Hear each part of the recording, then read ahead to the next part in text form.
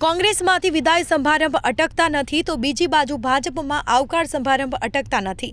બંને પક્ષોની હાલમાં આ વર્તમાન સ્થિતિ છે। ગુજરાત કોંગ્રેસમાંથી અત્યાર સુધીમાં કેટલાક આગેવાનો, નેતાઓ અને કાર્યકરોએ વિદાય લઈ લીધી છે અને આમ છતાં વિદાય અટકતી નથી। જાણે વિદાય નહીં પણ કોંગ્રેસમાંથી અવિરત હિજરત થઈ રહી હોય તેવી સ્થિતિ છે। હવે તેમાં વધુ એક ઉમેરો થયો છે। ખેડા જિલ્લામાં કોંગ્રેસના કાર્યકરોએ પક્ષ પલટો કર્યો છે અને આ પક્ષ પલટો ટોક ઓફ ધ ટાઉન બન્યો।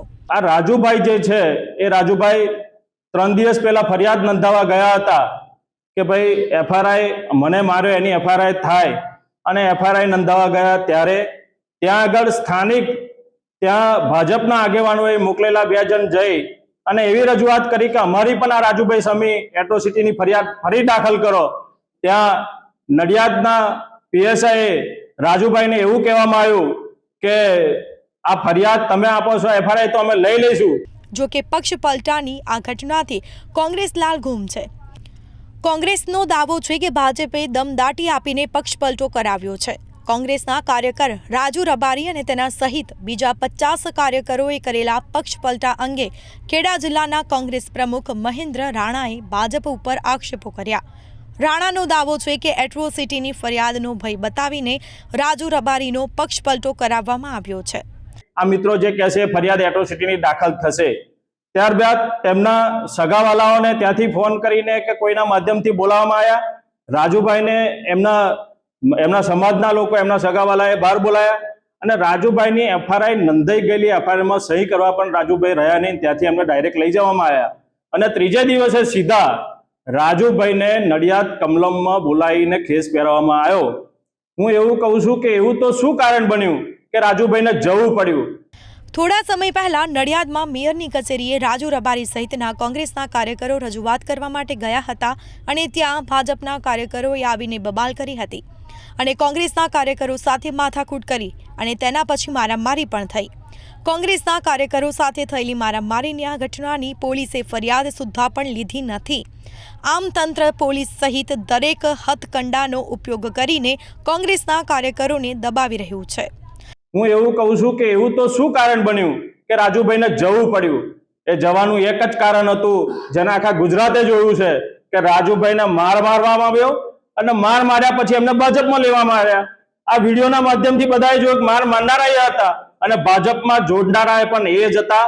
એટલે આ ભાજપની નાગાઈ એમના પક્ષે કોઈ એમના વિરુદ્ધમાં બોલે અને એ વિરુદ્ધમાં બોલનારને મારી અને ભાજપમાં લઈ જવાની વાત છે। એટલે હું નડિયાદના નગરજનોને આપ સર્વના માધ્યમથી કહેવા માંગુ છું। આશ્ચર્યની વાત તો એ છે કે હવે ભાજપના આ જ કાર્યકરોએ રાજુ રબારીનો અને તેની સાથે બીજા કાર્યકરોનો પક્ષ પલટો કરાવ્યો છે। આમ મારીને મુસલમાન બનાવવામાં આવે તેમ કોંગ્રેસના કાર્યકરોનો ધાક ધમકીથી પક્ષ પલટો કરાવવામાં આવી રહ્યો હોવાનો કોંગ્રેસે દાવો કર્યો। આ કિસ્સો એકલ દોકલ ન લાગે એટલે મોટા આગેવાનોની સાથે બીજા કાર્યકરો જોડી દેવાયા છે। આ રીતે એવું જ ચિત્ર ઊભું કરી દેવામાં આવ્યું છે કે કોંગ્રેસના કાર્યકરો પક્ષમાં અસંતોષને લઈને ભાજપમાં જોડાયા છે। અગાઉ પણ ભાજપ આવું કરી ચૂક્યું છે। કોંગ્રેસે જણાવ્યું હતું કે ભાજપ હવે જોર જુલમની ભાષાનો ઉપયોગ કરવા લાગ્યું છે તો અમારા પણ વળતા જવાબની તેણે તૈયારી રાખવી પડશે। અમે અત્યાર સુધી બધું લોકશાહી અભિગમથી કર્યું હતું પણ ભાજપે દમદાટીની ભાષા રાખવી હોય તો અમે પણ તેની જ ભાષામાં જવાબ આપવા તૈયાર છીએ। આજે ખેડા જિલ્લામાં કોંગ્રેસના કાર્યકરોના પક્ષપલટાની વાત ચોરે અને ચૌટે ચર્ચાઈ રહી છે। સામાન્ય રીતે ખેડા જિલ્લાને કોંગ્રેસનો ગઢ માનવામાં આવે છે। અહીં કોંગ્રેસ પ્રમાણમાં મજબૂત મનાય છે અને તેથી અહીં થયેલા પ્રહારના કારણે કોંગ્રેસ ખલબલી ઉઠી છે। તેણે ભાજપ ઉપર પ્રહારો કરવાનું શરૂ કર્યું છે અને તેની સામે ભાજપ પણ કોંગ્રેસના પ્રહારોની રાહ જોઈને જ બેઠું હતું। તેણે કોંગ્રેસને જવાબ આપવા માંડ્યા છે। કોંગ્રેસના પ્રહારોનો જવાબ આપતા ખેડા જિલ્લાના ભાજપ પ્રમુખ નયનાબેન પટેલે જણાવ્યું હતું કે કોઈ આપણે ત્યાં આવે તો તેનું સ્વાગત કરવું તે નિયમ છે। હવે કોઈ અમારા પક્ષમાં આવવા માંગતું હોય તો તેને કેવી રીતે રોકી શકાય? અમે કોઈને આમંત્રણ આપવા ગયા નથી કે કોઈની વિનવણી કરવા ગયા નથી કે અમારા પક્ષમાં આવો। આજના સમયમાં કોઈ બાળકને પણ દમદાટી આપી શકાતી નથી તો પછી આટલા મોટા રાષ્ટ્રીય પક્ષના કાર્યકરોને કોઈ દમદાટી થોડું આપે? દરેક પોતાની સમજ મુજબ નિર્ણય લે છે। હવે જ્યાં કોંગ્રેસની સરકારો છે ત્યાં તેઓ કદાચ ખરેખર આવું કરતા હશે અને વિપક્ષને ધમકાવતા હશે, એટલે તેમના આવા વિચારો છે.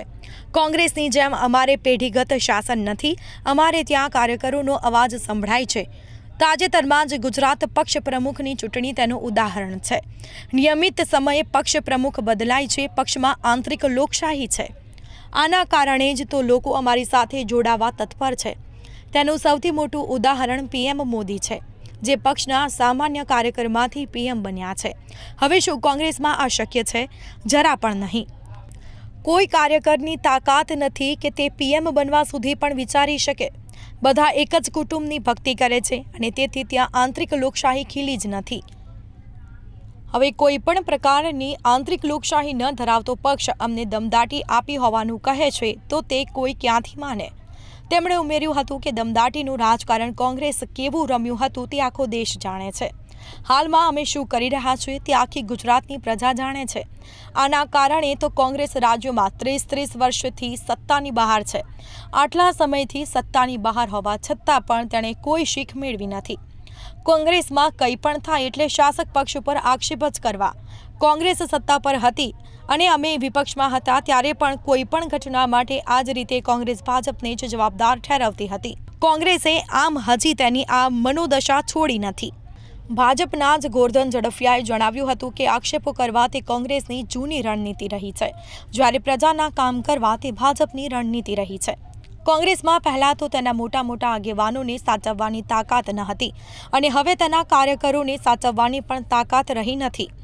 આટલા લાંબા સમયથી કામ કરતા કાર્યકરોને જો પક્ષ સાચવી ન શકે અને બીજા ઉપર આક્ષેપો કરે તેનાથી શું ફેર પડવાનો? કોંગ્રેસ ક્યાં સુધી સ્વચકાસણી કરવાના બદલે બીજા ઉપર આક્ષેપ કરતી રહેશે? તો છેલ્લે સવાલ એ છે કે કોંગ્રેસ કેટલા વિદાય સમારંભ ગોઠવતું રહેશે અને ભાજપ કેટલા આવકાર સમારંભ યોજતું રહેશે?